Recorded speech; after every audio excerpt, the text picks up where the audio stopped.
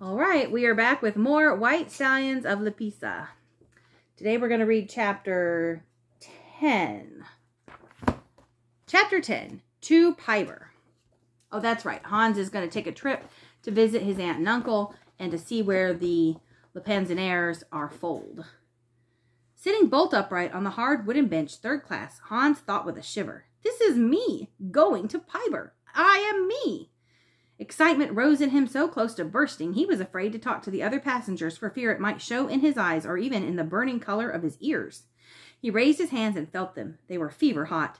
He remembered how his father used to call him rabbit ears whenever they went pink with excitement. He was glad he had the seat next to the window, and he gazed through his own reflection at the world rushing by. He wished the train would roll faster, get quickly to Weiner Nutzt, to Bruck, to Graz. Then he'd be there, almost. Again, he felt like a digger of history, an archaeologist uncovering an ancient past. The mares he would see carried the blood of the Moor horses that had once raced across Africa, conquering tribe after tribe. Excuse me. Eyes staring wide, he watched the suburbs of Vienna give way to woodland and plowland. He was overwhelmed by the bigness of the world. To pass the time, he recounted the 6 Lipizzan dynasties, like an actor rehearsing his part. Pluto, Conversano, Maitoso, Siglavi. The names thrilled him. In time, he would recognize one stallion from the other, saying, "This fellow is a Siglavi. Note his dish face.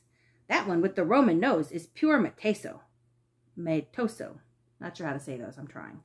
He grinned to himself, tickled at the idea of knowing so much.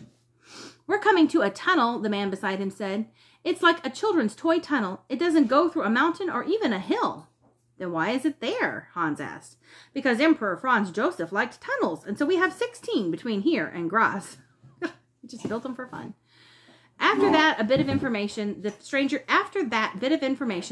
fell silent until, with a pleasant "Auf Winderschen," he got off at Wiener Neustadt. Sorry, I'm trying. The train began rolling upgrade now, winding among hills with vines staked out in neat rows, and now and again an ancient castle showing gray and craggy above the pines and firs. The rest of the trip was a succession of tunnels and bridges and hamlets and winding valleys of purest green and little streams rushing to join big rivers. At Bruck, 2 rivers flowed together to form the wide, clean Mur. For a whole hour, the train meandered along the river's course as though it might get lost if it struck out on its own. It was twilight before the countryside gave way to the red rooftops of Graz. The city straddled the Mur like some giant. Hans recognized it at once by the enormous clock tower on the high hill. It dominated the city like an exclamation point. He remembered how on his last visit it bellowed the hours, morning, noon, and night, and nearly frightened him to death when he was climbing its winding stairs just as the clock struck 12. Tante Lena and Uncle Otto were both at the station with a new pony cart and a new Haflinger, round and red gold as a russet apple. Soon they were on their way toward the farm, up the hills, on the very road to Piber.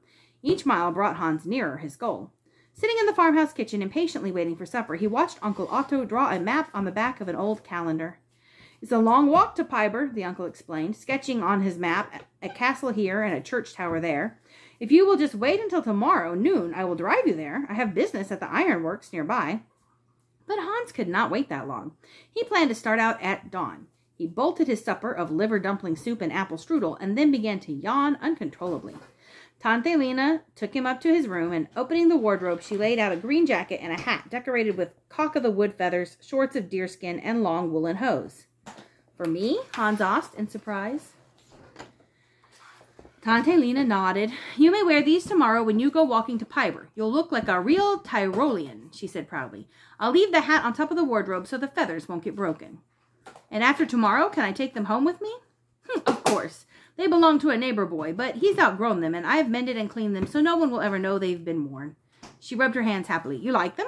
"Oh, yes. You don't know, Tante Lena, how nice it is to have a boy's suit to wear instead of..." "I know. Instead of your papa's."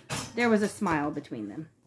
Moonlight washed into the room in the big feather bed. Hans waited for sleep that would not come. He shut his eyes, and even then he saw the moonlight on the striped tail feathers of the woodcock. He heard the door to the other bedroom close. Suddenly he burst out of bed. He could not wait until morning. He dressed in his new clothes, and holding a hobnailed boot under each arm, he tiptoed downstairs under the cover of Uncle Otto's snores. He tore off a corner of his map and left a note in the kitchen table. "I've got to go tonight. Thank you for everything. Hans." I don't know where he thinks he's going to go in the middle of the night. The moon splatter painted the hills and valleys. Hans had gone only a few steps when he felt something whir across his face and settle on his shoulder. He stifled a scream, then very gingerly turned his head and looked, eye to eye, at an owl. The owl had no intention of leaving his warm perch, and Hans felt less alone as he settled down for the long walk. There were stretches of field on either side of the road, and the stacks of last year's hay looked like butter kegs with the churning sticks poking up into the night. Hans liked the night. Maybe he belonged to it, he thought, like foxes and owls and rabbits and nightingales. He liked the rustling of trees and the bells tinkling softly as the cows gazed in the white fields, and the deer would be awake too. Only the brown wood farmhouses were asleep under their thatched roofs. After a while, the white owl winged noiselessly away. In a moment, Hans heard the thin, terrified squeak of a mouse. He tried to tell himself that the owl was helping the farmer save his grain, but all at once he hated the bird, and he brushed his shoulder where the creature had sat. Dark shadow piled on darker shadow as a grove of trees blackened the road. Hans walked faster to get out into the moonlight again. The air chilled as he climbed higher. He hunched his shoulders into the warm jacket and climbed ahead with long strides, scanning the hills for his first landmark. He must have been walking for an hour, perhaps more, when suddenly, and with a startling clearness, came the sound of hoofbeats and the cracking of wagon wheels. He flattened himself against a tree trunk as the hoofbeats came closer. Then around the bend, red gold in the moonlight, a plump halflinger was jogging toward him at a brisk trot. Hans raised his voice in joyous recognition. Uncle Otto! Hans never remembered the rest of the trip. He slept in the straw in the back of the cart under a heavy buggy robe that smelled old and good. So his uncle saw his note, I guess, and decided to come get him, huh?